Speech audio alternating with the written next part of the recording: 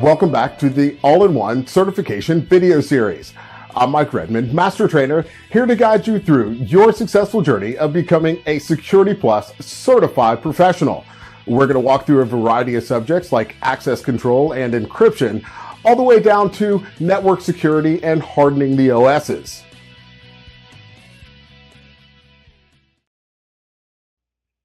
In this section, we're going to list and describe the functions of common network protocols, explain how network administration principles can be applied, and define the new types of network applications and how they can be secured. At the heart of every network lies protocols. Protocols are simply rules of conduct and communication. The governing protocol of the Internet is the TCP/IP protocol suite, Transmission Control Protocol Internet Protocol Suite. The most common network protocols that you will need to understand and be familiar with are IP. This is the protocol that functions primarily at the OSI layer 3. TCP, which operates at layer 4, establishes connections and reliability of data transport between devices. Together, they make up the TCP/IP suite. It uses 4-layer architecture: the network interface, internet, transport, and application. There are two different models that you need to understand. The OSI model, which has layers 1 through 7, and the TCP/IP model. The OSI model is most commonly used for troubleshooting. The TCP/IP model, it correlates somewhat, and I'll break it down for you a little later, into the layers of the OSI model. The next protocol to understand is ICMP, or Internet Control Message Protocol. You may know it as ping. It's one of the core protocols of TCP/IP. It's used by devices to communicate updates or error information to other devices, primarily used to query and relay those messages. The ICMP message field is broken up into types, codes, and then a checksum, an 8-bit type, an 8-bit code, and then a 16-bit checksum. The checksum is there to verify the message integrity, that it has not been disturbed in transmission. The different codes that you can receive using ICMP are 0, network unreachable, through 12, host unreachable for type of service.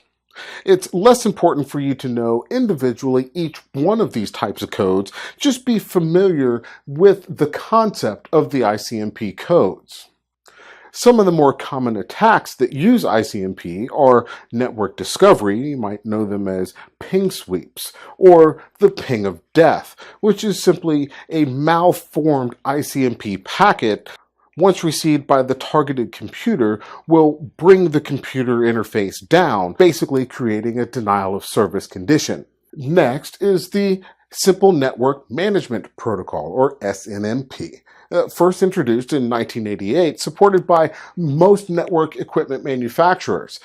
Each SNMP managed device has an agent or a service that listens for and executes SNMP commands. The agents themselves are password protected, and there are 3 different variations that you'll need to understand. SNMP versions 1 and 2, not necessarily used as much today, but they are still out there. You should see SNMP version 3, introduced in 1988. It uses usernames and passwords along with encryption to address the vulnerabilities. Next is DNS, or Domain Name Service. It's simply a database with a name for each site and the corresponding IP address, mainly because humans do not understand and remember strings of numbers very well. So you don't have to enter the IP address for www.microsoft.com. DNS will do that for you. DNS is a wide focus of attack these days. Attacks such as DNS poisoning and zone transfers. DNS poisoning substitutes fraudulent IP addresses for the actual IP address that your user might be trying to reach. Whereas a zone transfer allows the attacker to access the network, hardware, and operating system information. The TCP/IP protocols used for transferring files are FTP and SCP. File Transfer Protocol and Secure Transfer Protocol. The methods for using the FTP on a local host, for instance, is by a command prompt or an FTP client. Using FTP behind a firewall can present some unique challenges. You'll need to set, for instance, your FTP client into FTP active mode or FTP passive mode, depending on whether or not it's sending, receiving, or both. Some of the vulnerabilities most associated with FTP is it's a clear text protocol. That means it does not use encryption to send files back and forth. Those files using FTP are vulnerable to man-in-the-middle attacks.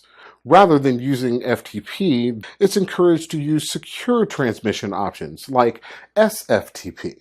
This allows you to send the same file using basically the same protocol through a more secure encrypted channel.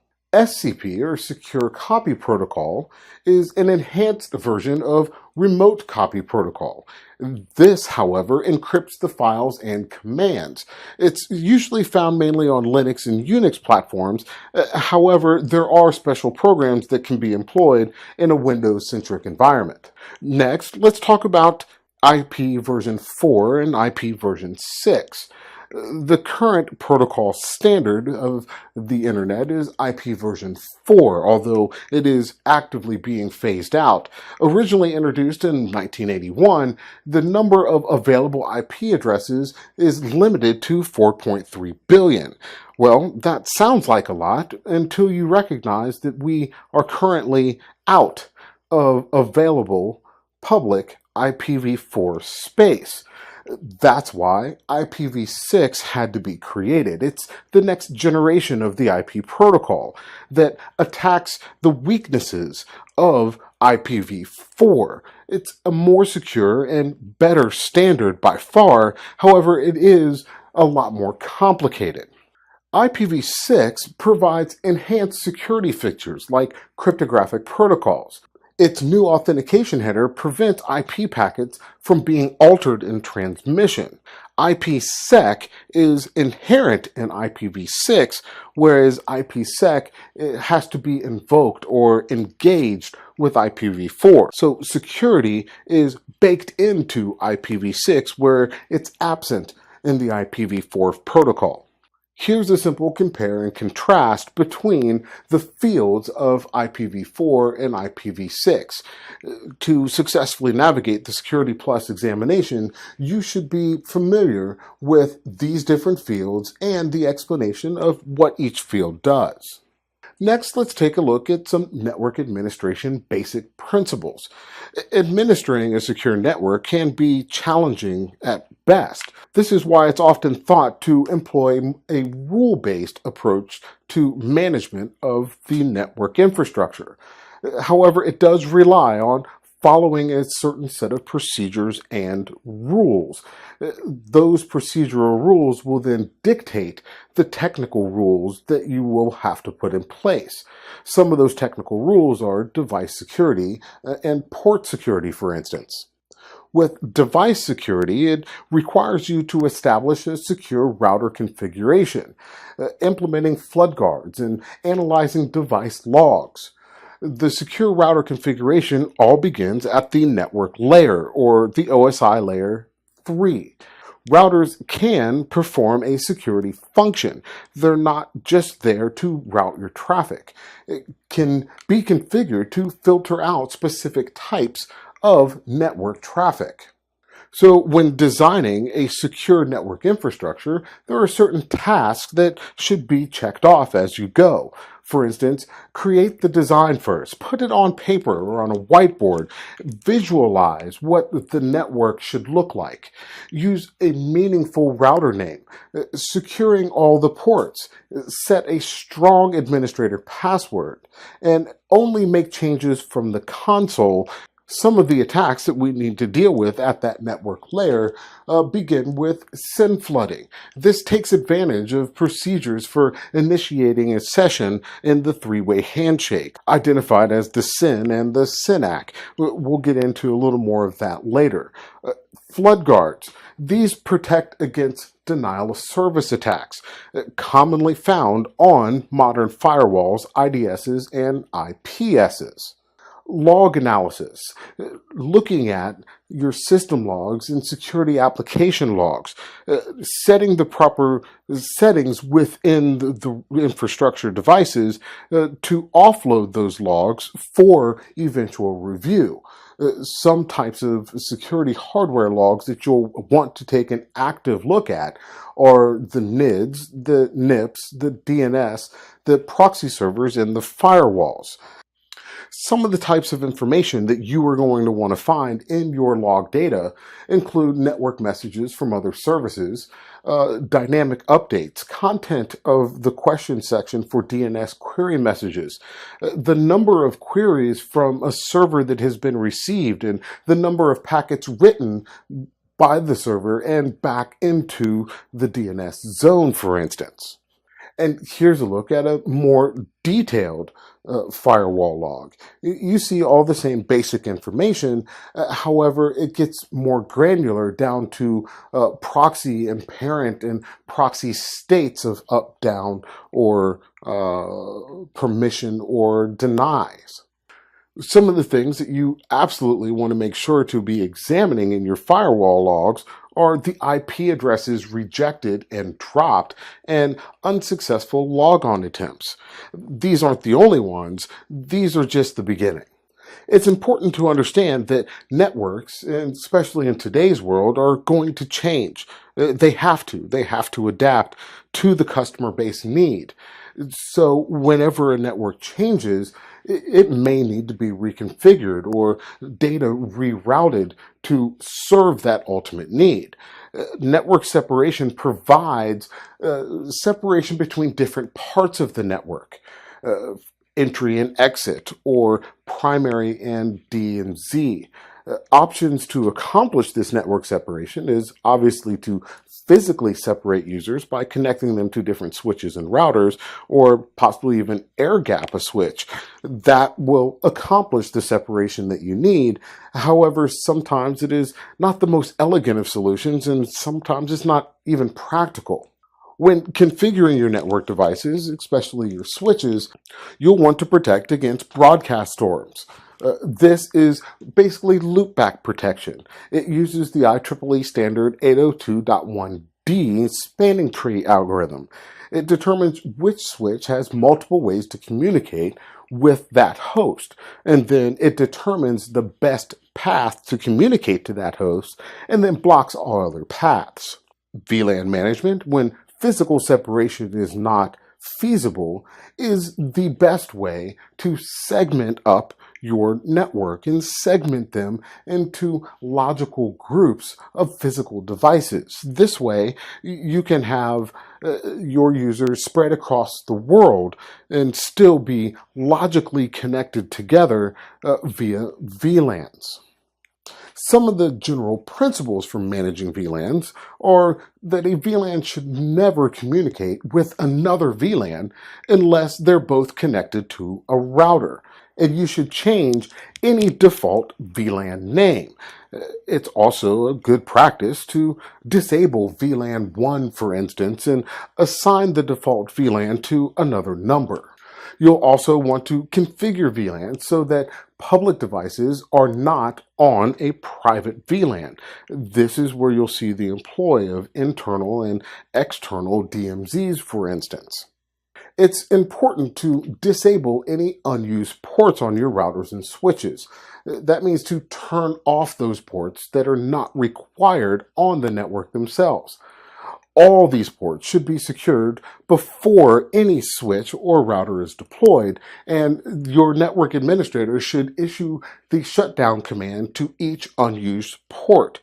physically going into the configuration of the device and issuing the shutdown command. Don't rely on it being defaultly shut down. This can and does provide a somewhat false sense of security. Next would be MAC limiting or MAC filtering.